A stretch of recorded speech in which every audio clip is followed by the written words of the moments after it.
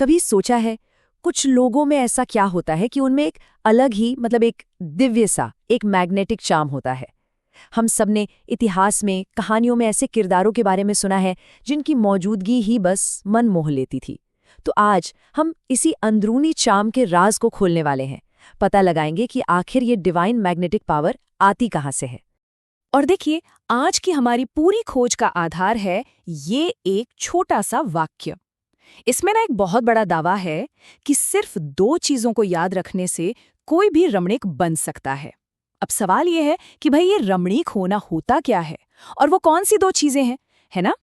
तो देखिए, रमणीक का मतलब है ऐसा इंसान जिसका व्यक्तित्व इतना प्लेजेंट, इतना अट्रैक्टिव हो कि लोग बस उसकी तरफ खिंचे चले आएं। बिल्कुल वैसे ही जैसे हम देवी देवताओं की तस्वीरों को देखकर एक शांति, एक खिंचाव महसूस करते हैं। और ये सिर्फ बाहरी खूबसूरती की बात नहीं है, ये तो एक अंदर की चमक है, एक इनर ग्लो है। तो फिर सवाल वही है, इस मैग्नेटिक पर्सनालिटी का असली सोर्स क्या है? क्या ये कोई सीखी हुई स्किल है या फिर मामला कुछ और ही गहरा है? चलिए अब आते हैं इसकी सीक्रेट पर। सोर्स के हिसाब से इस आकर्षण का राज एक बहुत ही बुनियादी क्वालिटी में छिपा है और वो है पवित्रता। और ये सिर्फ एक शब्द नहीं है, बल्कि एक ऐसी पावर है जो किसी को भी सचमुच एक चुंबक की तरह अट्रैक्टिव बना सकती है। तो आखिर वो क्या चीज है जो इतना गहरा असर डालती है? देखिए, इसका जवाब बहुत सीधा और पावरफुल है, पवित्रता। पर यहाँ पवित्रता का असली मतलब क्या है? चलिए इसे समझते हैं। देखिए, यहाँ पवित्रता का मतलब सिर्फ फिजिकल या बाहरी सफाई तक ही नहीं है, बिल्कुल नहीं। ये एक बहुत गहरी, एक इंटरनल स्टेट है, एक ऐसी अवस्था जहाँ आत्मा और शरीर दोनों अपने ओरिजिनल प्योर फॉर्म में होते हैं। और सोर्स के मुताबिक यही वो अल्टीमेट फोर्स है जो दूसरी आत्माओं को अपनी तरफ खींचती है, फिर चाहे वो खुद पवित्र हो या ना हो। और कमाल की बात तो ये है कि पवित्रता की ये पावर टाइम के साथ खत्म नहीं होती। सोचिए, यही वजह है कि हजारों साल बाद भी देवी देवताओं की मूर्तियां और तस्वीरें आज भी हमें अपनी तरफ खींचती हैं। ये एक ऐसी ताकत है जो आत्मा को अंदर से मजबूत बनाती है और उसे हमेशा एक खुशी की स्टेट में रखती है। अच्छा, तो ये तो क्लियर हो गया कि पवित्रता ही उस अट्रैक्शन का सेंटर पॉइंट है। लेकिन अब असली सवाल कि इस स्टेट को, इस अवस्था को पाया कैसे जाए? तो चलिए अब उस रास्ते को समझते हैं जिसे राजयोग कहा गया है। और ये एक बहुत ही रेवोल्यूशनरी आइडिया है, सच में। यहाँ दुनिया पर राज करने का मतलब कोई फिजिकल फोर्स या बाहुबल से जीतना नहीं है जैसा हम नॉर्मली सोचते हैं, बल्कि यहाँ एक खास तरह के योग यानी राजयोग की प्रैक्टिस से पूरी दुनिया पर अधिकार पाने की बात हो रही है।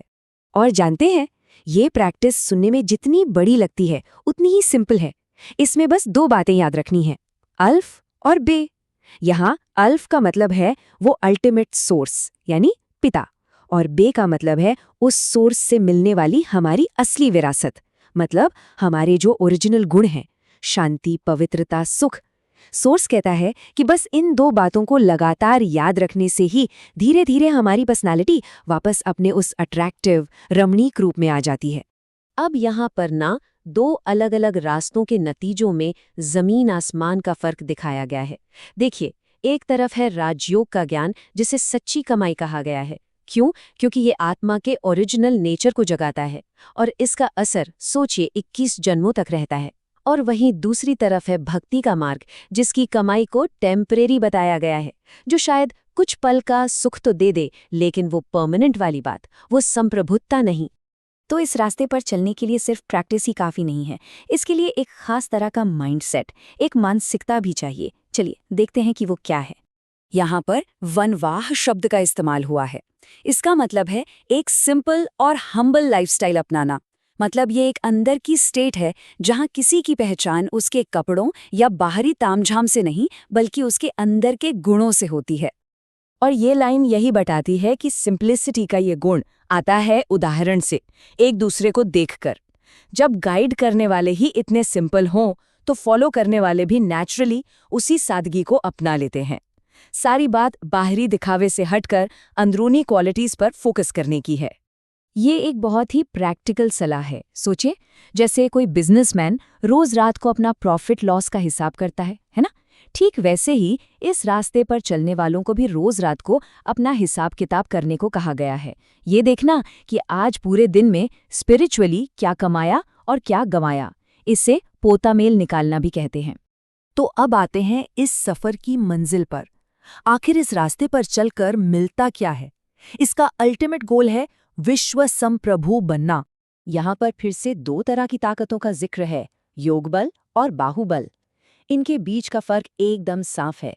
सच्ची और परमानेंट वर्ल्ड सॉवरेनिटी जिसे हम कहते हैं, वो इतिहास में कभी भी फिजिकल पावर यानी बाहुबल से हासिल नहीं हुई है। सोर्स के मुताबिक ये सिर्फ और सिर्फ योग की अंदरूनी ताकत यानी योग बल से ही मुमकिन है। तो ये सफर कितना लंबा है? इसका जवाब एक नंबर में दिया गया है, 84।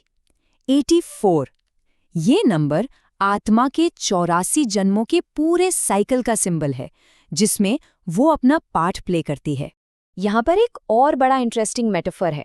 आत्मा को एक जिन की तरह बताया गया है, जिसे बस एक ही काम मिला हुआ है, 84 जन्मों की सीढ़ी पर चढ़ना और उतरना। ये दिखाता है कि आत्मा का ये सफ़र इस साइकिल में कैसे बार बार रिपीट होता रहता है। और आखिर में ये एक सवाल जो सोचने पर मजबूर करता है कि अगर ये जीवन 84 पार्ट्स का एक बहुत बड़ा नाटक है और हर आत्मा इसमें अपना अपना रोल प्ले कर रही है, तो इस वक्त हमारा कौन सा रोल चल रहा है? हम इस नाटक में हैं कहाँ?